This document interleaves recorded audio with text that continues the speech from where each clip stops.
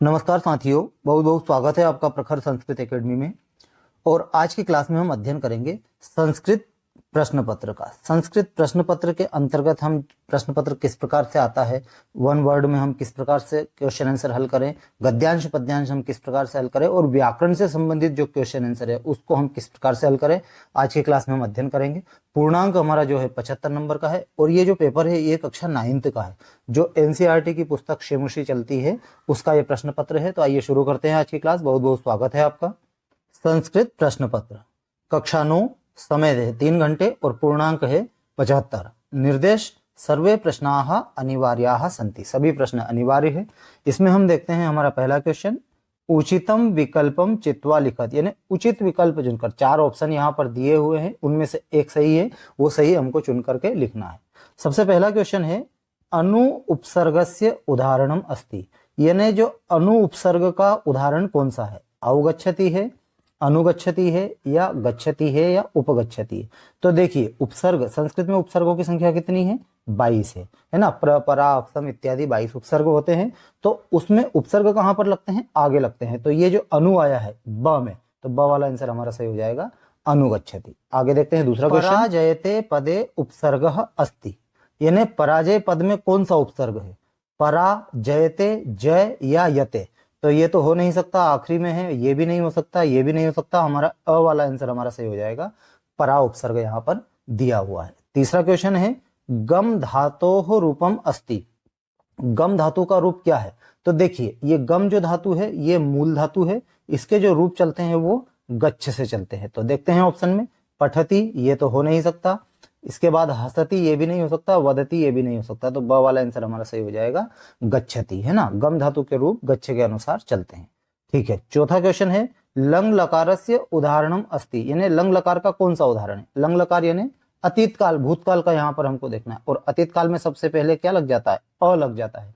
तो बस यहाँ देखते हैं, यहाँ अ लगा नहीं है तो भवती हो नहीं सकता, भवेद भी नहीं हो सकता, भविष्यति भी नहीं हो सकता।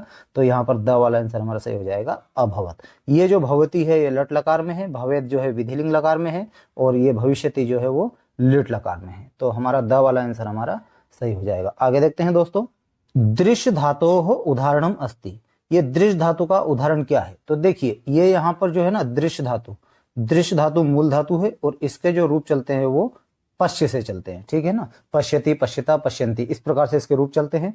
तो यहाँ पर दृश्य धातु हसति हो नहीं सकता, गच्छति भी नहीं हो सकता। तो ये पश्य से चलता है, तो स वाला आंसर हमारा सही हो जाएगा और ये भवति भी रॉन्ग हो जाएगा। तो स वाला आंसर हमारा सही हो जाएगा पश्यति। उदाहरण दृश्य धातु का उदाहरण है पश्यति। छठा क्वेश्चन है वर्तमान काले कह लकार भवति, तो ये जो वर्तमान काल है ना, वर्तमान काल होता है लट लकार, लट लकार यानी वर्तमान काल। तो यहाँ ब वाला आंसर हमारा सही हो जाएगा लट लकार।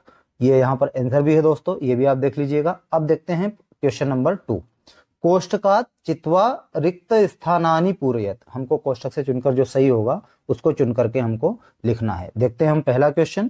पहला क्वेश्चन है रमेशः कुत्र गच्छति इत्यत्र अव्ययः अस्ति। तो सबसे पहले हम इसका अर्थ देखते हैं, रमेशः कुत्र गच्छति, तो रमेश कहाँ जाता है ये है। तो यहाँ पर हमको क्या ढूंढना है, अव्यय ढूंढना है। तो अव्यय जो होता है न व्यय इति अव्यय, मतलब जिसको हम चेंज नहीं कर सकते, हम बदल नहीं सकते, उसको हम बोलते हैं अव्यय। अव्यय में चाहे एक वचन में हो, चाहे द्विवचन में हो, चाहे बहुवचन में हो, वो एक जैसा रहेगा। तो यहाँ पर हमको ढूंढना है। तो रमेश, रमेश करता है, चेंज हो जाता है, रमेशः, रमेशो, रमेशः। गच्छति क्रिया है, ये भी चेंज हो जाती है, गच्छति, गच्छता, गच्छन्ति। लेकिन ये जो कुत्र है ये एक वचन में और द्विवचन में और बहुवचन में एक जैसा रहता है। तो आंसर हमारा सही हो जाएगा कुत्र। दूसरा क्वेश्चन है सह तत्र क्रीडति इत्यत्र अव्यय अस्ति, इसका अर्थ है वह वहां खेलता है, इसमें अव्यय ढूंढना है। तो ये सह भी हमारा चेंज हो जाएगा, सह तौते। क्रीडति हमारी क्रिया है तो ये भी चेंज हो जाएगी। तो बचा क्या, तत्र। तो ये जो तत्र है ये अव्यय हो जाएगा, यहाँ पर आंसर हो जाएगा तत्र। आगे देखते हैं दोस्तों, तीसरा क्वेश्चन है बालिका शब्दस्य चतुर्थी विभक्तेः एक वचनम अस्ति, यानी बालिका शब्द में जो चतुर्थी विभक्ति का एक वचन क्या होता है, बालिका होता है या बालिकाएं होता है। तो यहाँ आंसर हो जाएगा बालिकाएं, ये चतुर्थी विभक्ति का एक वचन है। और ये जो बालिका है ये प्रथमा का एक वचन है। तो आंसर हमारा क्या हो जाएगा, बालिकाएं। चौथा क्वेश्चन है फल शब्दस्य प्रथमा विभक्तेः बहुवचनम अस्ति, यानी फल शब्द का प्रथमा विभक्ति का बहुवचन क्या है। तो देखिए ये जो फल शब्द है ये नपुंसकलिंग है, और नपुंसकलिंग में प्रथमा विभक्ति और द्वितीय विभक्ति एक जैसी रहती है, जैसे फलम फले फलानी, फलम फले फलानी। तो यहाँ पर पूछा है प्रथमा विभक्ति का बहुवचन, तो यहाँ पर हो जाएगा फलानी। बहुवचन पूछा है तो फलानी, यदि एक वचन पूछता है तो यहाँ पर क्या हो जाता, फलम। तो हमारा आंसर हो जाएगा फलानी। अगला क्वेश्चन है 5वां, रामाय पदे विभक्ति अस्ति, यानी ये जो रामाय पद है इसमें कौन सी विभक्ति है, चतुर्थी है या तृतीय है, तो यहाँ आंसर हो जाएगा चतुर्थी, है ना। रामाय, रामाभ्याम, रामेभ्य, इस प्रकार से चतुर्थी में रूप चलता है इसका, तो यहाँ हो जाएगा चतुर्थी। छठा क्वेश्चन है, राम शब्दस्य षष्ठे विभक्ते है एक वचनम अस्ति, यानी राम शब्द रूप में षष्ठी विभक्ति का एक वचन क्या होगा, तो ये राम शब्द जो है वो अकारांत पुल्लिंग है, जैसे बालक के रूप चलते हैं वैसे राम के रूप चलेंगे, तो षष्ठी विभक्ति का एक वचन हो जाएगा रामस्य, है ना। रूप कैसे चलेगा, रामस्य रामयोः रामाणाम, तो एक वचन पूछा है तो हो जाएगा रामस्य। ये यहाँ पर आंसर भी है दोस्तों, ये भी आप देख लीजिएगा। उम्मीद कर रहा हूँ दोस्तों आपको वीडियो समझ में आ रहा है, प्रश्न पत्र समझ में आ रहा है, और यदि वीडियो अच्छा लग रहा है तो वीडियो को प्लीज लाइक कीजिएगा दोस्तों, चैनल भी सब्सक्राइब कीजिएगा। अब हम देखते हैं हमारे अगले क्वेश्चन की ओर। देखिए क्वेश्चन नंबर 3, उचित युग्म मेलनम कुरुत, यहाँ पर दिया है यथाशक्ति। यथाशक्ति में यहाँ पर कौन सा समास है, देखिए ये यथा आया तो यथा जो है अव्यय होता है, तो यहाँ पर हो जाएगा अव्ययी भाव समास। दूसरा क्वेश्चन है राजपुरुष, तो ये जो राजपुरुष है ये तत्पुरुष समास के अंतर्गत आता है, यदि हम इसका विच्छेद करें तो राज्ञः पुरुष, इस प्रकार से इसका विच्छेद होगा, तो ये षष्ठी तत्पुरुष समास है। अगला है वृक्षस्य उपरि, तो ये संधि से इन्होंने क्वेश्चन दिया है। वृक्षस्य में क्या है, अ मिला हुआ है, ये क्या है, उ है, तो अ और उ मिलके ओ होता है, यहाँ गुण संधि हुई है, तो यहाँ पर हो जाएगा वृक्षस्योपरि, ये वाला आंसर आ जाएगा। अगला है च प्लस एकाकिनी, इन्होंने यहाँ संधि से दिया है, च में अ मिला हुआ है और इसके बाद ए है, तो यहाँ आंसर हो जाएगा चेकाकिनी, यहाँ से भी देख के हम कर सकते हैं। अगला है इत्युक्त्वा, यदि हम इसका विच्छेद करें तो हो जाएगा इति प्लस उक्त्वा, इस प्रकार से इसका विच्छेद होता है, तो यहाँ पर हो जाएगी हमारी यण संधि, है ना। इसके बाद पीताम्बरा, पीताम्बरा इन्होंने समास से दिया है, पीतम अंबरम यस्य सह, यानी इसका हो जाएगा बहुब्रीहि समास, ये किसी तीसरे को इंगित करता है, तो यहाँ पर हो जाएगा बहुब्रीहि समास। इसके आंसर भी आ गए दोस्तों, वो भी देख लेते हैं। यथाशक्ति अव्ययी भाव समासः, राजपुरुषः तत्पुरुष समासः, वृक्षस्य उपरि वृक्षस्योपरि, च प्लस एकाकिनी चैकाकिनी, इत्युक्त्वा यानी यण संधि, पीताम्बरा यानी बहुब्रीहि समास। आगे चलते हैं दोस्तों अगले क्वेश्चन की ओर। क्वेश्चन नंबर 4, एक पदेन उत्तरम लिखत, यानी हमको एक पद में उत्तर लिखना है, 6 नंबर में है। पहला क्वेश्चन है कुत्र दरिद्रता न भवेत, कहां पर दरिद्रता नहीं होना चाहिए, तो यहाँ पर हो जाएगा आंसर वचने, यानी बोलने में हमको दरिद्रता नहीं करना चाहिए। अगला है वृक्षाः स्वयं कानि न खादन्ति, वृक्ष स्वयं क्या नहीं खाते हैं, तो यहाँ पर आंसर हो जाएगा फलानि, वृक्ष अपने स्वयं अपने फल नहीं खाते हैं। श्लोक कौन सा है, पिबन्ति नद्याः स्वयमेव नाम्भः, इस प्रकार से श्लोक है, तो यहाँ पर हो जाएगा वृक्ष स्वयं अपने फल नहीं खाते हैं। सरसा रसालाः कदा लसन्ति, यानी सरसा रसाला आम हमको कब प्राप्त होते हैं रसपूर्वक, तो ये पर हो जाएगा, यहाँ आंसर हो जाएगा वसंते, यानी वसंत में हमको आम प्राप्त होते हैं। अगला है गत्वा इत्यस्मिन् पदे प्रत्यय अस्ति, गत्वा में प्रत्यय कौन सा है, तो यहाँ पर हो जाएगा त्वा प्रत्यय, कौन सा प्रत्यय है, त्वा प्रत्यय। अगला है अध्यापिका इत्यस्मिन् पदे प्रत्यय अस्ति, अध्यापिका में कौन सा प्रत्यय है, तो ये अध्यापिका जो है स्त्री प्रत्यय होता है, और स्त्री प्रत्यय के अंतर्गत टाप प्रत्यय यहाँ पर लगता है, तो अध्यापिका में कौन सा प्रत्यय है, टाप प्रत्यय। पठितुम इत्यस्मिन् पदे प्रत्यय अस्ति, पठितुम में कौन सा प्रत्यय है, तो यहाँ पर तुमुन प्रत्यय है, पठितुम में कौन सा प्रत्यय है, तुमुन प्रत्यय है। आगे देखते हैं दोस्तों अगले क्वेश्चन। देखिए ये यहाँ पर आंसर भी है, ये भी आप देख लीजिएगा। क्वेश्चन नंबर 5, शुद्ध वाक्यानाम समक्षम आम, अशुद्ध वाक्यानाम समक्षम न इति लिखत, यानी जो सही वाक्य उसके आगे हमको आम लिखना है और जो गलत है उसके आगे हमको न लिखना है। पहला क्वेश्चन है निर्धना वृद्धा इत्यत्र निर्धना विशेषणम पदम अस्ति, यानी निर्धना वृद्धा यानी निर्धन वृद्ध महिला में जो निर्धन शब्द है वो विशेषण है क्या, तो बिल्कुल सही बात है, ये विशेषण है, क्योंकि ये जो वृद्धा है ये संज्ञा है, और यहाँ पर संज्ञा की जो विशेषता बता रहा है वो विशेषण है, तो निर्धना यहाँ पर विशेषण है, आंसर हो जाएगा आम। अगला क्वेश्चन है खिन्नः बालः इत्यत्र बालः विशेष्य पदम नास्ति, इसको समझना है ना, यहाँ का क्या दिया हुआ है, नास्ति। खिन्नः बालः यानी दुखी बालक, है ना, इत्यत्र यहाँ पर जो बालः शब्द है वो विशेष्य पद नहीं है क्या, ऐसा पूछ रहा है, तो जबकि बालः तो विशेष्य पद है, यहाँ पर इन्होंने पूछा नहीं है क्या, तो ये हो जाएगा हमारा ना, ये जो सेंटेंस है ये गलत है, तो ना हो जाएगा। अगला है दानवाय पदस्य विलोम पदम मानवाय अस्ति। दानवाय पद का विलोम पद मानवाय है क्या? तो हाँ बिल्कुल है, तो यहाँ पर हो जाएगा आम। अगला क्वेश्चन है शरीरम पदस्य पर्याय पद तनु अस्ति। जो शरीरम है उसका पर्यायवाची शब्द तनु भी है क्या? तो तनु का मतलब भी शरीर होता है, तो यहाँ पर हो जाएगा आम। अगला क्वेश्चन है स्त्री पदस्य पर्याय पदम नारी नास्ति। अब ये यहाँ पर नास्ति पूछ लिया। स्त्री पद का पर्यायवाची शब्द नारी नहीं होता है क्या? तो होता है, तो ये सेंटेंस गलत है, तो यहाँ पर हो जाएगा ना। अगला क्वेश्चन है निर्मलम पदस्य विलोम पदम समलम नास्ति। यहाँ पर भी नास्ति पूछा है ना। निर्मलम पद का विलोम पद समलम नहीं होता है, तो ये तो होता है, तो यहाँ पर नास्ति दिया हुआ है, इसलिए ये सेंटेंस गलत है, तो यहाँ पर भी हो जाएगा ना। उम्मीद कर रहा हूं दोस्तों आपको ये समझ में आया होगा। आगे चलते हैं दोस्तों अगले क्वेश्चन की ओर। ये आंसर भी है यहाँ पर। क्वेश्चन नंबर 6 परिष्कृतम पर्यावरणम अस्मभ्यम किम किम ददाति। परिष्कृत पर्यावरण हमको, शुद्ध पर्यावरण हमको क्या क्या देता है? तो आंसर हो जाएगा परिष्कृत पर्यावरणम। परिष्कृत पर्यावरण अस्मभ्यम यानी हमारे लिए सांसारिक जीवनम सुखम, सांसारिक जीवन का सुख, सद्विचारम यानी अच्छे विचार, सत्य संकल्पम सत्य संकल्प, और मांगलिक सामग्री च ददाति, और मांगलिक सामग्री हमको देता है। परिष्कृत पर्यावरणम हमारे लिए सांसारिक जीवन सुख, अच्छे विचार, सत्य संकल्प और मांगलिक सामग्री देता है। अथवा में है निर्धनायाः वृद्धायाः दुहिता कीदृशी आसीत्। जो निर्धन वृद्ध महिला थी उसकी जो दुहिता, दुहिता का मतलब होता है लड़की, कैसी थी? तो निर्धनायाः वृद्धायाः दुहिता, निर्धन वृद्ध महिला की जो लड़की थी वो विनम्रा मनोहरा च आसीत्, विनम्र थी और मनोहर थी। आगे चलते हैं दोस्तों अगले क्वेश्चन। क्वेश्चन नंबर 7 बालिकया पूर्वम कीदृशः काकः न दृष्टः आसीत्। उस बालिका ने पहले कैसा कौवा नहीं देखा था? तो आंसर हो जाएगा बालिकया पूर्वम, बालिका ने पूर्व स्वर्ण पक्षो रजत चंचू, सोने के पंखों वाला और चांदी की चोंच वाला स्वर्ण काका, सोने का कौवा नहीं देखा था। अथवा में है मल्लिका चंदनश्च मास पर्यंतम धेनोः सेवाम कथम अकुरुताम।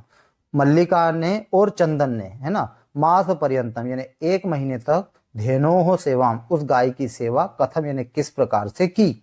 तो आंसर हो जाएगा मल्लिका चंदनश्च मास पर्यंतम। मल्लिका और चंदन ने 1 महीने तक धेनुम यानी गाय को घासादिकम गुड़ादिकम च भोजयता, भोजन के लिए उसको घास दिया, गुड़ दिया, कदाचित विषाणयो तेलम लेपयता, और कभी कभी तेल से उसके जो है मालिश भी की, तिलकम धार्यता तिलक भी लगाया, और रात्रो नीराजनेनापि तोषयता, और रात्रि में उसकी दीपक से आरती भी की। आगे देखते हैं दोस्तों क्वेश्चन नंबर 8 अन्ते तपोदत्तः विद्या ग्रहणाय कुत्र गता। अंत में जो तपोदत्त है वो विद्या ग्रहण करने के लिए कहाँ गया? तो अन्ते तपोदत्तः विद्या ग्रहणाय गुरुकुलम गता, यानी वो आश्रम में पढ़ने के लिए गया। अथवा में है बालः कदा क्रीडितुम अगच्छत्। जो बालक है वो कब खेलने के लिए जाता है? तो बालः पाठशाला गमन वेलायाम, यानी विद्यालय जाने के समय खेलने के लिए गया। क्वेश्चन नंबर 9 जटायो पश्य इति का वदति। जटायो देखो ऐसा किसने बोला? तो जटायो पश्य इति सीता वदति, यानी जटायो पश्य ऐसा माता सीता ने बोला। आगे देखते हैं अगले क्वेश्चन दोस्तों। अथवा में है दोस्तों वसंते किम भवति, यानी वसंत में क्या होता है? तो वसंते मधुर मंजरी पिंजरी भूतमाला सरसा रसालाः लसंती, ललित कोकिला काकलीनाम च कलापाः विलसंती। यानी वसंत ऋतु में मधुर मंजरी और जो है रस युक्त आमों से जो है आम आने लगते हैं, और जो कोयल है वो मधुर मधुर गीत गाती है। इस प्रकार से वसंत ऋतु में ये सब कार्य होते हैं। अगला क्वेश्चन है क्वेश्चन नंबर 10 प्रकृतेः प्रमुख तत्वानि कानि सन्ति। प्रकृति में प्रमुख तत्व कौन कौन से हैं? तो प्रकृति में पृथ्वी जलम तेजो वायु आकाश, पृथ्वी जल तेज वायु आकाश प्रकृतेः प्रमुख तत्वानि सन्ति, प्रकृति में प्रमुख तत्व है। अथवा में देखते हैं दोस्तों यत्नेन किम रक्षेत वित्तम वृत्तम वा, यानी प्रयत्न पूर्वक हमको किसकी रक्षा करनी चाहिए? वित्त यानी पैसे की, या वृत्तम या चरित्र की, किसकी रक्षा करनी चाहिए? तो आंसर हो जाएगा यत्नेन वृत्तम रक्षेत, यत्न पूर्वक प्रयत्न पूर्वक हमको चरित्र की रक्षा करनी चाहिए। क्वेश्चन नंबर 11 है रेखांकित पदानि अधिकृत्य प्रश्न निर्माणम कुरुत। हमको प्रश्न निर्माण करना है ना। कोई 2 है तो यहाँ पर हम तीनों देखेंगे। सबसे पहला है ग्रामे निर्धना स्त्री अवसत, गांव में जो है निर्धन स्त्री रहती थी। तो ये जो निर्धना है, यहाँ पर हमको प्रश्न निर्माण करना है, तो यहाँ पर हो जाएगा आंसर हो जाएगा कीदृशी, है ना। कीदृशी यानी किस प्रकार या कैसी स्त्री रहती थी, तो हो जाएगा निर्धन स्त्री रहती थी। दूसरा क्वेश्चन है मोदकानी पूजा निमित्तानी रचितानि आसन, यानी जो लड्डू है वो पूजा के निमित्त बनाए गए थे। तो मोदकानी में हमको प्रश्न निर्माण करना है। मोदक जो शब्द है वो नपुंसकलिंग का है, नपुंसकलिंग में मोदकम मोदके मोदकानी यानी बहुवचन का है। तो यहाँ पर प्रश्न निर्माण बनेगा कानी, है ना, किम के कानी, किम के कानी, तो यहाँ पर हो जाएगा कानी। अगला क्वेश्चन है अजात शिशु मातृगर्भे सुरक्षिता तिष्ठति, यानी अजात शिशु मातृगर्भ में सुरक्षित रहता है, माता के गर्भ में सुरक्षित रहता है। तो मातृगर्भ में हमको प्रश्न निर्माण करना है, तो यहाँ पर हो जाएगा कस्मिन, कस्मिन यानी किसमें। इस प्रकार से इसके प्रश्न निर्माण होते हैं। आगे देखते हैं दोस्तों अगले क्वेश्चन। अधोलिखितानि वाक्यानि कह कम प्रति कथयति, मतलब किसने किसको कहा। यदि जिसने कहा उसमें कह और जिसको कहा उसको कम, है ना। तो कोई दो करना है, हम तीनों यहाँ पर देखेंगे। सबसे पहला क्वेश्चन है तंडुलान माँ भक्ष, चावल मत खाओ, ये किसने बोला था और किसको बोला था। तो आंसर हो जाएगा बालिका स्वर्ण काकम, बालिका ने बोला था सोने के कौवे को, तो आंसर हो जाएगा बालिका स्वर्ण काकम। दूसरा है पूर्वम प्रातराशः क्रियताम, पहले नाश्ता कीजिए, ये किसने बोला था, ये बोला था स्वर्ण काकः बालिकाम प्रति, स्वर्ण सोने के कौवे ने उस बच्ची को, उस बालिका को बोला था कि पहले नाश्ता कीजिए। अगला है सिक्ताः जल प्रवाहे स्थास्यति किम, क्या बालू रेती से जल का प्रवाह रुक जाएगा। तो ये किसने बोला था, ये तपोदत्तः पुरुषम, उस तपोदत्त ने पुरुष को बोला था कि क्या बालू रेती से जल का प्रवाह रुक जाएगा। आगे चलते हैं दोस्तों।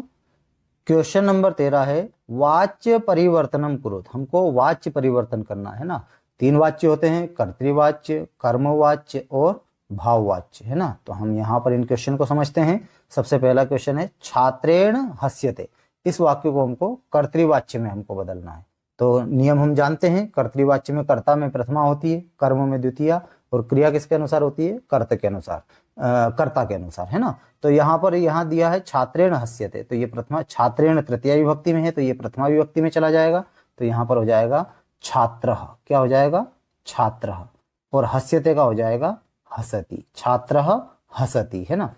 दूसरा है अहम पुस्तकम पठामि, इसको हमको कर्मवाच्य में बदलना है ना। ये कर्तृवाच्य में है, तो कर्मवाच्य में बदलने के लिए कर्ता किस में चला जाता है, तृतीया विभक्ति में चला जाता है, कर्म जो है प्रथमा विभक्ति में आ जाता है, और क्रिया किसके अनुसार हो जाती है, वो कर्म के अनुसार हो जाती है। वाक्य कैसे बनेगा, अहम यदि तृतीया में जाएगा तो हो जाएगा मया, है ना, अहम आवाम वयम, माम आवाम अस्मान, मया आवाभ्याम अस्माभि, इस प्रकार से रूप चलते हैं। तो ये हो जाएगा मया, पुस्तकम का पुस्तकम ही रहेगा क्योंकि प्रथमा और द्वितीय में एक जैसा रहता है पुस्तकम, और पठामी, पठामी का हो जाएगा पठ्यते, ठीक है, मया पुस्तकम पठ्यते। अगला है रमा फलम खादती, इसको भी हमको कर्मवाच्य में बदलना है। तो रमा हमारा कर्ता है, तृतीया में चला जाएगा तो ये हो जाएगा रमया, है ना। फलम का फलम ही हो जाएगा, नपुंसकलिंग का है, फलम, खादती का हो जाएगा खाद्यते, क्या हो जाएगा खाद्यते, रमया फलम खाद्यते। ये यहाँ पर आंसर भी है दोस्तों, ये देख लीजिएगा। आगे चलते हैं अगले क्वेश्चन।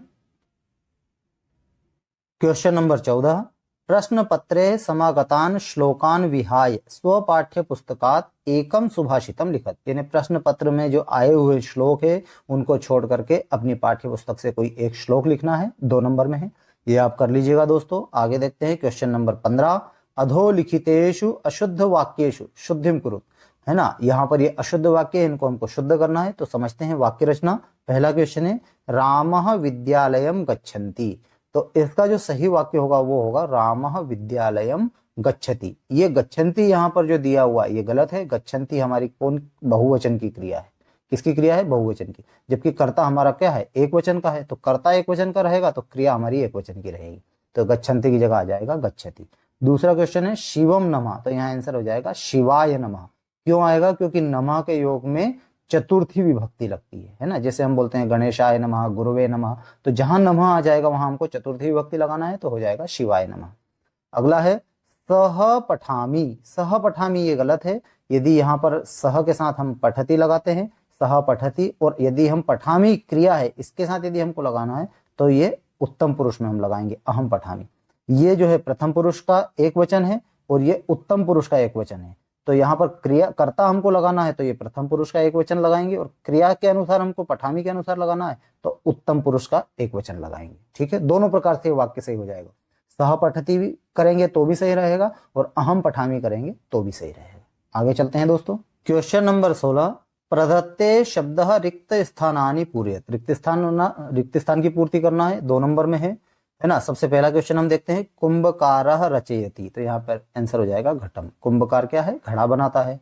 नद्याः निस्सरन्ति, तो आंसर हो जाएगा पर्वतात्, यानी नदी जो है वो पर्वतों से निकलती है। अगला है ईश्वरः त्रायते, तो यहाँ आंसर हो जाएगा क्लेशात्, यानी दुख, तो ईश्वर हमको दुखों से तारते हैं या निवारते हैं। अगला है सर्वे तुष्यन्ति जन्तवः, आंसर हो जाएगा प्रिय वाक्य प्रदानेन, यानी प्रिय वाक्य बोलने से सभी लोग संतुष्ट होते हैं। आत्मनः प्रतिकूलानि परेशान, परेशान इसके बाद एक और है समाचरित, ऐसा भी है वो, है ना। श्लोक के माध्यम से यदि हम समझे, आत्मनः प्रतिकूलानि परेशान न समाचरित, ऐसा ये श्लोक है। तो आत्मनः प्रतिकूलानि, जो हमको प्रतिकूल लगे, जो हमको अच्छा नहीं लगे, वह व्यवहार हमको दूसरे के प्रति हमको नहीं करना चाहिए। परेशान यानी दूसरों के लिए हमको नहीं करना चाहिए, तो आंसर हो जाएगा परेशान। अगला है वसंते लसंती रसाला, यानी वसंत ऋतु में आम आते हैं, तो यहाँ पर हो जाएगा सरसा रसपूर्वक। ठीक है दोस्तों, इस प्रकार से यहाँ पर रिक्त स्थान आते हैं। आगे देखते हैं अगले क्वेश्चन। क्वेश्चन नंबर 17, प्रदत्त वाक्ये घटनाक्रमानुसारम लिखत, मतलब हमको घटना के अनुसार इन वाक्यों को लिखना है, यानी ये जो है सही क्रम में ये वाक्य नहीं है, इनको हमको सही क्रम में जमाना है। तो इसका एक सबसे अच्छा तरीका है दोस्तों, सबसे पहले यदि ये 4 वाक्य है, इनका हम पूरे का अर्थ यदि हम ना भी समझ पाए तो आधी लाइन का अर्थ भी समझ जाए, तो उनको हम सबसे पहले हिंदी में यहाँ पर लिख लें क्रम वाइज, और उसके बाद जो पहला आ रहा है उसको हम जमा लें। कोशिश हम यही करें, सबसे पहले हम उसका हिंदी अर्थ समझने का प्रयास करें। तो यहाँ पर हम सबसे पहले समझेंगे उसका हिंदी अर्थ। देखिए, सबसे पहला है तस्याह एका दुहिता विनम्रा मनोहरा चासीत। तस्याह मतलब उसकी, एक दुहिता एक लड़की विनम्र और मनोहर थी, सबसे पहला तो ये आ जाएगा। दूसरा है सूर्योदयात प्राग, सूर्योदय के पहले, ग्रामात बही गांव के बाहर, पिप्पल वृक्षम अनु पीपल के वृक्ष के नीचे, त्वया आगंतव्यम तुम आ जाना, ये दूसरी लाइन का अर्थ है। तीसरा है एकदा माता स्थाल्याम तंडुलान निक्षिप्य पुत्रीम आदिदेश, एक बार माता ने थाली में चावलों को रख करके पुत्री को आदेश दिया, ये तीसरी लाइन का अर्थ है। चौथा है पुरा कस्मिश्चित ग्रामे एका निर्धना वृद्धा स्त्री न्यवसत, पहले किसी गांव में एक निर्धन वृद्ध स्त्री रहती थी, ये चौथी लाइन का अर्थ हो गया। यदि हमने ये लिख लिया है तो इसको हमको सही क्रम में जमाना है। देखिए क्या आ जाएगा पहले नंबर पे, पुरा कस्मिश्चित ग्रामे एका निर्धना वृद्धा स्त्री न्यवसत, पहले किसी गांव में एक निर्धन वृद्ध स्त्री रहती थी। तस्याह एका दुहिता विनम्रा मनोहरा च आसीत, उसकी एक विनम्र लड़की थी, विनम्र और मनोहर उसकी एक लड़की थी, ये दूसरे नंबर पे आ जाएगा। तीसरे नंबर पे एकदा माता स्थाल्याम, एक बार माता ने थाली में तंडुलान निक्षिप्य चावलों को रखकर पुत्री आदिदेश, पुत्री को आदेश दिया, ये तीसरे नंबर पे आ जाएगा। चौथे नंबर पे आ जाएगा सूर्योदयात प्राग ग्रामात बही पिप्पल वृक्ष मनु त्वया आगंतव्यम, सूर्योदय से पूर्व गांव के बाहर पीपल के वृक्ष के नीचे तुम आ जाना, ये आ जाएगा चौथे नंबर पे। तो ये हमने यदि हिंदी अर्थ अच्छे से समझ लिया तो हम इसको क्रम वाइज जमा सकते हैं दोस्तों। आगे देखते हैं अगले क्वेश्चन की ओर। क्वेश्चन नंबर 18, अधोलिखितम गद्यांशम पठित्वा प्रश्नानाम उत्तराणि संस्कृत भाषायाम लिखत। गद्यांश हमको पढ़ना है, गद्यांश से संबंधित जो क्वेश्चन आंसर आएंगे उसको हमको सोल्व करना है, ये 3 नंबर में है। सबसे पहले हम गद्यांश का अर्थ समझते हैं। नेतादृशः स्वर्ण पक्षो रजत चंचु, न एतादृश, ऐसा पक्षी, स्वर्ण पक्ष सोने के पंखों वाला, और रजत चंचु चांदी की चोंच वाला, स्वर्ण काकस्तया सोने का जो कौवा है, पूर्वम दृष्टः न, पहले मैंने नहीं देखा। पूरी लाइन का अर्थ, ऐसा पक्षी जिसके सोने के पंख हो और चांदी की चोंच हो, ऐसा मैंने पक्षी, ऐसा कौवा मैंने नहीं देखा।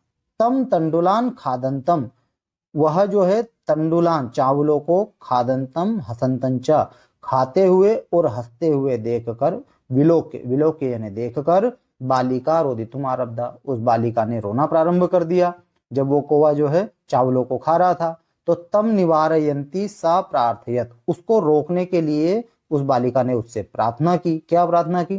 तंडुलान माँ भक्षय, चावलों को मत खाओ। मदीया माता, मेरी जो माता है, अतीव निर्धना वर्तते, बहुत गरीब है। स्वर्ण पक्ष काका, सोने के पंखों वाला कौवा, प्रोवाच बोला। माँ शुचः, चिंता मत करो। सूर्योदयात प्राग, सूर्योदय के पूर्व। ग्रामाद बही, गांव के बाहर। पिप्पल वृक्षम मनु, पीपल के वृक्ष के पास में। त्वया आगंतव्यम, तुम आ जाना। अहम तुभ्यम, मैं तुमको। तंडुल मूल्यम दास्यामि, चावलों का मूल्य दूंगा। प्रहर्षिता बालिका निद्रामपि न लभे, प्रसन्न हुई बालिका, उसको नींद भी नहीं आई, क्योंकि उसको चावल का जो मूल्य है वो लेने के लिए जाना था। ये इस प्रकार से दोस्तों गद्यांश का अर्थ हुआ। अब इससे संबंधित जो क्वेश्चन आंसर है वो किस प्रकार से आते हैं उनको हम देख लेते हैं। देखिए, सबसे पहला क्वेश्चन है, कह तंडुल मूल्यम दास्यति, चावलों का मूल्य कौन देगा? तो यहाँ आंसर हो जाएगा स्वर्ण पक्ष काका, सोने के पंखों वाला कौवा, है ना। आप गद्यांश में भी देख लीजिएगा दोस्तों। का रोदितुम आरब्ध, रोना प्रारंभ किसने कर दिया? तो बालिका आ जाएगा यहाँ पर, बालिका ने रोना प्रारंभ कर दिया था। अगला है स्वर्ण पक्ष काका किम प्रोवाच, सोने के पंखों वाला कौवा क्या बोला? तो स्वर्ण पक्ष काका प्रोवाच, सोने के पंखों वाला कौवा बोला, अहम तुभ्यम तंडुलम मूल्यम दास्यामि, मैं तुमको चावलों का मूल्य दूंगा। ये गद्यांश में भी हमको मिल जाएगा दोस्तों, वहां पर आप देख लीजिएगा। आगे चलते हैं हम, अगले हमारे अथवा में जो गद्यांश है उसका अर्थ हम समझते हैं। भ्रांतः कश्चन बालः, घूमते हुए कोई बालक। पाठशाला गमन वेलायाम, पाठशाला जाने के समय। क्रीडितुम अगच्छत, खेलने के लिए चला गया। किंतु तेन सह, किंतु उसके साथ। केली भी कालम क्षेप्तुम, उसके जो मित्र है वो समय बिताने के लिए। तदा को अपिना वयस्येषु, उसके कोई भी मित्र उपलभ्यमाना न आसीत, उसके कोई भी मित्र वहां पर उपलब्ध नहीं थे, मतलब उसके साथ खेलने के लिए जाने के लिए उसके साथ नहीं थे। यतः ते, क्योंकि वे। सर्वे अपि, सभी। पूर्व दिन पाठान, पहले दिन जो गृह कार्य दिया था उन पाठों को स्मृत्वा, याद करके। विद्यालय गमनाय, विद्यालय जाने के लिए। त्वरमाणा अभवन्, शीघ्रता कर रहे थे, क्योंकि उनको जो गृह कार्य दिया था वो याद कर लिए थे और जल्दी जल्दी विद्यालय जाने के लिए तैयार हो रहे थे। तंद्रालु बालः, जो आलसी बालक था। लज्जया तेषाम, लज्जा के कारण। तेषाम यानी उनसे। दृष्ट पथमपि, निगाह चुराते हुए। परिहरन, अकेला ही, निगाह चुराते हुए। एकाकी यानी अकेला ही। किमपि उद्यानम प्राविशत, कोई उद्यान में चला गया। सह अचिंतयत, उसने सोचा। विरमंतु एते वराकाः पुस्तक दासः, छोड़ो इन पुस्तक के दासों को, ये हमेशा किताबों में लगे रहते हैं। अहम तु आत्मानं विनोदयिष्यामि, मैं तो अकेला ही खेल लूंगा। संप्रति विद्यालयम गत्वा, इस समय विद्यालय जाकर के। भूयः क्रुद्धस्य उपाध्यस्य, उस क्रोधी शिक्षक का मुंह में देखना भी नहीं चाहता। दृष्टुम नेवम इच्छामि, मैं देखना भी नहीं चाहता। ये गद्यांश का अर्थ हुआ दोस्तों। इससे संबंधित क्वेश्चन आंसर देखते हैं। देखिए, पहला क्वेश्चन है, बालकस्य वयस्याः किमर्थम त्वरमाणाः अभवन्, जो बालक के मित्र है वो किस लिए शीघ्रता कर रहे थे? तो आंसर हो जाएगा विद्यालय गमनाय, विद्यालय जाने के लिए। अगला है सह किम अचिंतयत, उसने क्या सोचा, उस तंद्रालु बालक ने क्या सोचा? तो सह अचिंतयत, उसने सोचा। विरमंतु एते वराकाः पुस्तक दासा, छोड़ो इन पुस्तक के दासों को, या ये पुस्तक में ये हमेशा लगे रहते हैं, इनको छोड़ो, अकेला ही मैं खेल लूंगा, ऐसा उसने सोचा था। बालः एकाकी एव कुत्र प्राविशत, बालक अकेला कहाँ पर चला गया? तो यहाँ पर हो जाएगा उद्यानम, बालक अकेला उद्यान में, बगीचे में चला गया। यदि वीडियो अच्छा लग रहा है दोस्तों तो वीडियो को लाइक कीजिएगा दोस्तों, चैनल सब्सक्राइब कीजिएगा। मेरा पूरा प्रयास है कि मैं सरलतम से सरलतम भाषा में समझाने का प्रयास करूं। हम देखते हैं हमारा अगला क्वेश्चन, क्वेश्चन नंबर 19। अधोलिखितम पद्यांशम पठित्वा प्रश्नानाम उत्तराणि संस्कृत भाषायाम लिखत। हमको पद्यांश का अर्थ समझना है और उससे संबंधित जो क्वेश्चन आंसर है उसका हमको हल करना है। देखते हैं। वृत्तम यत्नेन संरक्षित, पहले हम पद्यांश का अर्थ समझेंगे। वृत्तम यत्नेन संरक्षित, वृत्तम, वृत्तम का मतलब होता है चरित्र, है ना। ये थोड़ा सा ध्यान रख लेना, जो वृत्तम होता है उसका अर्थ होता है चरित्र, और जो वित्तम होता है उसका अर्थ होता है धन। इन दोनों में बस इतना ही अंतर है ना। वृत्तम यानी चरित्र और वित्तम यानी धन। देखिए, वृत्तम यत्नेन संरक्षित, चरित्र की हमको प्रयत्न पूर्वक रक्षा करनी चाहिए। वित्तम एति च याति च, वित्त, वित्त यानी जो धन है वो तो आता जाता रहता है। अक्षीणो वित्तता, अक्षीणो, है ना। वित्तता, वित्तता यानी पैसा नष्ट होने से। अक्षीणो, कुछ भी नष्ट नहीं होता है ना। वित्तता यानी पैसा नष्ट हो जाता है तो उससे हमारा कुछ भी नष्ट नहीं होता है। लेकिन वृत्ततस्तु हतो हता, क्षीणो वृत्ततस्तु, यदि हमारा चरित्र नष्ट हो गया तो हमारा सब कुछ नष्ट हो जाता है। ये हुआ पद्यांश का अर्थ।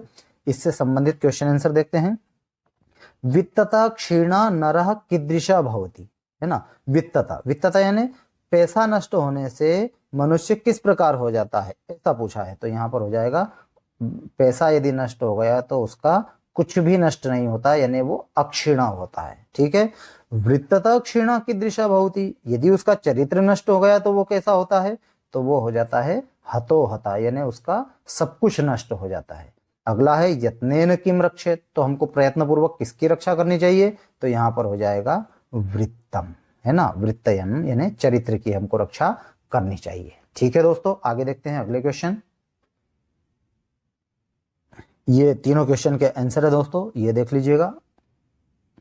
देखिए अथवा में है पिबंती नद्यः स्वयमेव नाम्बा, यानी नदियां, नदियां यानी नदियां स्वयमेव, स्वयं ही, न अंबा, जल नहीं पीती हैं। नदियां जो हैं वो स्वयं अपना जल नहीं पीती हैं। दूसरा है स्वयं न खादंती फलानि वृक्षा, और जो वृक्ष होते हैं वो स्वयं अपने फल नहीं खाते हैं। वृक्ष हमको क्या देते हैं, फल देते हैं, लेकिन वो स्वयं ग्रहण नहीं करते हैं। अगला है नादंती सस्यम खलु वारिवाह, वारिवाह यानी जो बादल हैं वो सस्यम यानी अनाज, ना अदंती नहीं खाते हैं। बादल से क्या होती है, बारिश होती है, बारिश से जो है अनाज होता है, तो बादल स्वयं अनाज नहीं खाते हैं। परोपकाराय सताम विभूत है, जो सज्जनों की जो प्रवृत्ति होती है वो किस लिए होती है, वो परोपकार के लिए होती है, दूसरों की भलाई के लिए होती है। अब इससे संबंधित क्वेश्चन आंसर किस प्रकार से वो देख लेते हैं। सताम विभूतयः किमर्थम भवन्ति, सज्जनों की जो प्रवृत्ति है वो किस लिए होती है, तो यहाँ पर हो जाएगा परोपकाराय। क्या हो जाएगा, परोपकाराय। सज्जनों की जो प्रकृति होती है वो परोपकार के लिए, दूसरों की भलाई के लिए होती है। के स्वयमेव जलम न पीबंती, कौन स्वयं अपना जल नहीं पीते हैं, तो यहाँ पर हो जाएगा नद्यः, नदियां जो है स्वयं अपना जल नहीं पीती है, तो यहाँ पर आंसर हो जाएगा नद्यः। वारिवाह किम न कुर्वन्ति, जो वारिवाह है बादल क्या नहीं करते हैं, तो यहाँ पर आंसर हो जाएगा न अदंती सस्यम, यहाँ पर न अदंती सस्यम, ऐसा आंसर हो जाएगा, है ना। स्वयं अनाज नहीं खाते। ये इस प्रकार से इसके आंसर हुए दोस्तों। आगे देखते हैं। ये आंसर है दोस्तों, ये भी देख लीजिएगा। ये अम्बा यहाँ पर नहीं आएगा, यहाँ नदियां आएगा, क्योंकि अम्बा का अर्थ होता है जल, नदियां स्वयं अपना जल नहीं पीते हैं। ठीक है, बाकी आंसर आप देख लीजिएगा। क्वेश्चन नंबर 20, अधोलिखितम नाट्यांशम पठित्वा प्रश्नानाम उत्तराणि संस्कृत भाषायाम लिखत, है ना। नाट्यांश है, वहां से हमको नाट्यांश का अर्थ समझना और उससे संबंधित जो क्वेश्चन आंसर है उसको हम देखते हैं।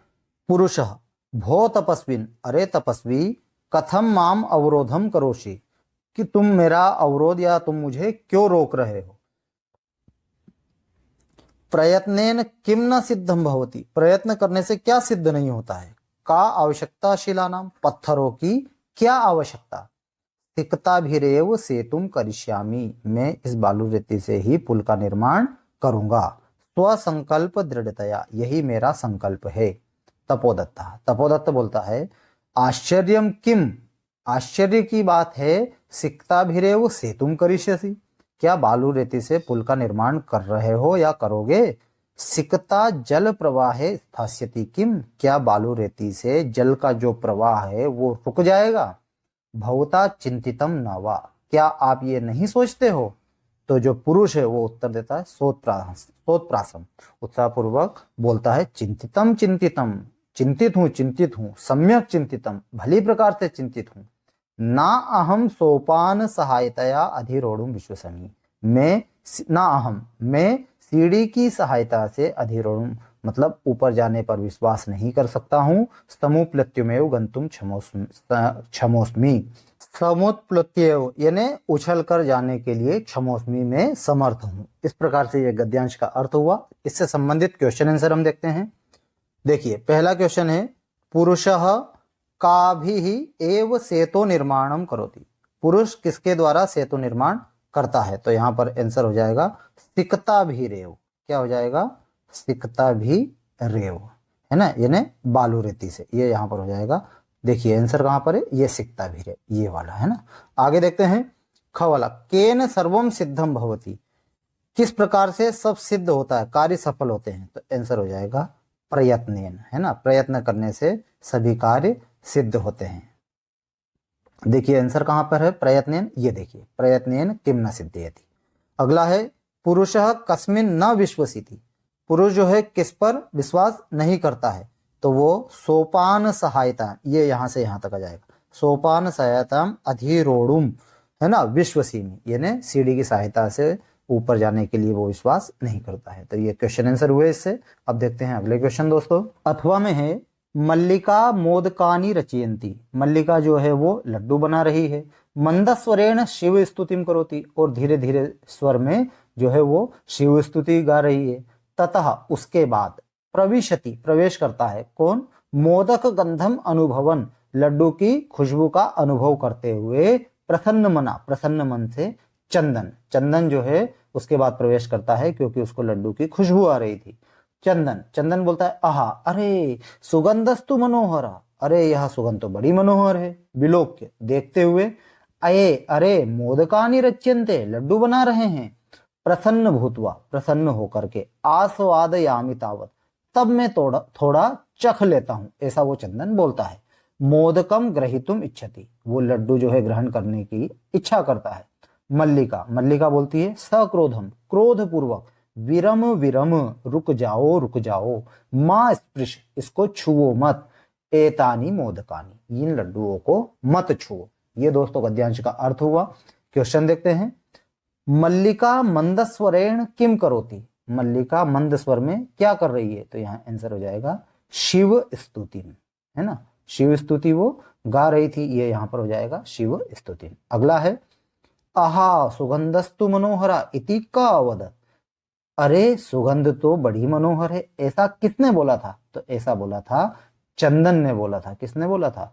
चंदन ने बोला था। ये देखिए यहाँ पर चंदन आहा सुगंधस्तु मनोहरा। अगला है सुगंध कीदृशा अस्ति, सुगंध जो है वो कैसी थी?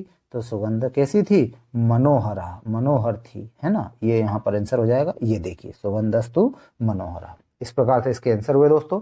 आगे देखते हैं अगले क्वेश्चन।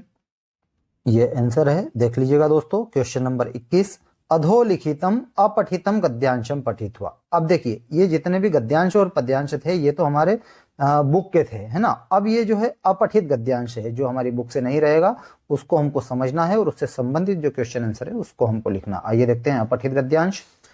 देखिए गद्यांश का अर्थ समझते हैं। अस्माकं देशस्य नाम, हमारे देश का नाम, भारतवर्षम इति अस्ति, भारतवर्ष है। पुरा, पुरा यानी पहले, अस्माकं देशे, हमारे देश में, भारत नामा दुष्यंत पुत्र महाप्रतापी राजा बभूव, है ना, जो दुष्यंत के पुत्र भरत नाम के महाप्रतापी राजा हुए हैं। तस्य एव संबंधात, उनके संबंध से ही अस्य देशस्य नाम, इस देश का नाम भारतम इति प्रसिद्धम, भारत नाम से प्रसिद्ध है। अस्मदीय देशः, हमारा जो देश है, प्रकृति संपन्न अस्ति, प्रकृति संपन्न है, सभी प्रकार की संपदाएं यहाँ पर पाई जाती है। अत्र, यहाँ पर, षड ऋतवा, 6 ऋतुएं, यथा समयम आगत्य, यथा समय आकर के, भारतम, भारत को, विविधाभि सुषमाभि भूषयन्ति, बहुत प्रकार की सुषमाओं से, सुंदरताओं से भूषित करती है। तो गंगा यमुनाद अनेका नद्या, गंगा और यमुना अनेक नदियां, विविधेभ्यः स्थानेभ्यः, अनेक अनेक प्रकार के स्थानों पर, अनेक अनेक जगहों पर निर्गत्य, निकल करके, अस्य पावनत्वम, इसकी जो सुंदरता है, पवित्रता है, वो आपादयन्ति, वो वहां पर सुशोभित करती है। अस्य भूमि, यह जो हमारी भूमि है, उर्वराः अस्ति, उर्वर पूर्वक है यानी अच्छी है। सर्वविधम अन्नम यत्र उपद्यते, यहाँ पर सभी प्रकार के अन्न यहाँ पर प्राप्त होते हैं। अस्माकं देश, हमारा जो देश है, विश्वगुरु अस्ति, विश्वगुरु है। अयम सभ्यताया, हमारी जो सभ्यता है, प्रकाशम अन्येभ्य देशेभ्य दत्तवान, ये हमारी सभ्यता को हमने अन्य देशों को भी दिया है। भारतवर्षम अनेकेशाम भाषा, भारतवर्ष की जो अनेक भाषाएं हैं। वेश धर्म संस्कृति, अनेक वेशभूषाएं हैं, धर्म है, संस्कृति है। परंपराणाम देशमस्ति, अनेक परंपराएं हैं, ये हमारे देश में विविध प्रकार से संपन्न है। तो इस प्रकार से ये जो है गद्यांश का अर्थ हुआ, अपठित गद्यांश है। इससे संबंधित क्वेश्चन आंसर देखते हैं दोस्तों। देखिए पहला क्वेश्चन है, भारत वर्षम कीदृशः देशः अस्ति। हमारा जो भारतवर्ष है वो कैसा देश है? तो यहाँ पर आंसर हो जाएगा प्रकृति संपन्न। हमारा जो देश है वो प्रकृति संपन्न है। अस्माकं देशस्य नाम किम अस्ति। हमारा देश, हमारे देश का नाम क्या है? तो यहाँ सिंपल आंसर है भारतवर्षम। कस्य संबंधात अस्य देशस्य नाम भारतम प्रसिद्धम अभवत्। देखिए क्वेश्चन समझना, कस्य संबंधात, किसके संबंध से, अस्य देशस्य, देश का नाम भारतम, भारत प्रसिद्ध हुआ, ये क्वेश्चन है। तो आंसर हो जाएगा भरत नामा दुष्यंत पुत्र संबंध। भरत नाम के दुष्यंत पुत्र भरत नाम के संबंध से ही हमारे देश का नाम भारत प्रसिद्ध हुआ। देखिए इसको हम थोड़ा सा वहां पर गद्यांश में समझते हैं। देखिए तस्य एव संबंधात, ये यहां से आंसर हमको नहीं लिखना है, यहां से लिखना है भरत नामा दुष्यंत पुत्र एव संबंधात। ये थोड़ा सा समझ लेना दोस्तों, है ना। तस्य एव संबंधात, तस्य तो उसकी जगह पर यहाँ पर तस्य दिया हुआ है, भरत नामा दुष्यंत पुत्र की जगह। तो ये थोड़ा सा देख लेना, भरत नामा दुष्यंत पुत्र, है ना। आगे देखते हैं दोस्तों। विश्व गुरु कह अस्ति। विश्व गुरु कौन है? तो अस्माकम देश, इसकी जगह हम लिख सकते हैं भारत देश भी लिख सकते हैं, है ना। तो विश्व गुरु। तो यहाँ पर ये चारों क्वेश्चन हुए हैं। अब देखते हैं हमारे अगले क्वेश्चन। क्वेश्चन नंबर 22, स्व प्राचार्यस्य कृते अवकाशार्थम प्रार्थना पत्र लिखत। प्राचार्य के लिए अवकाश का प्रार्थना पत्र हमको लिखना है, ये आप देख लीजिएगा दोस्तों। अथवा में है अग्रजस्य विवाहे आमंत्रितुम स्वमित्रम प्रति पत्रम लिखत, है ना। अपने बड़े भाई के विवाह में आमंत्रित करने के लिए अपने मित्र को पत्र लिखना है। क्वेश्चन नंबर 23 है अधोलिखितेषु एकम विषय स्वीकृत्य 20+ शब्देषु, यानी 120 शब्दों में संस्कृत भाषायाम निबंधम लिखत। संस्कृत भाषा में हमको निबंध लिखना है। पहला है संस्कृत भाषाया महत्वम, संस्कृत भाषा का महत्व, पर्यावरण, मम प्रिय कवि। मम प्रिय कवि में आप कालिदास लिख सकते हैं, मम प्रिय कवि में आप कालिदास लिख सकते हैं। अस्माकम भारत देश, हमारा भारत देश। ये हमारे निबंध में 4 निबंध है, इनमें से कोई से विषय पर, एक विषय पर हमको निबंध लिखना है। तो इस प्रकार से दोस्तों आज की क्लास में हमने जो कक्षा 9 का जो एनसीईआरटी है शेमूशी, उसका हमने प्रश्न पत्र का अध्ययन किया। उम्मीद कर रहा हूं दोस्तों आपको ये वीडियो अच्छा लगा है, प्रश्न पत्र पूरा समझ में आया है। यदि आपको इसमें और भी कोई डाउट है तो आप जरूर से पूछिएगा। आप कमेंट के माध्यम से दोस्तों मुझे बताना आपको वीडियो कैसा लगा। वीडियो को लाइक कीजिएगा दोस्तों। इसके बाद इसका एक सेट बी और मैं जल्दी ही लाने का प्रयास करूंगा, वो भी कक्षा 9 से ही हमारा जो है प्रश्न पत्र रहेगा। तो मिलते हैं दोस्तों नेक्स्ट वीडियो में किसी नए टॉपिक के साथ। तब तक के लिए जय हिंद, जय भारत, धन्यवाद दोस्तों।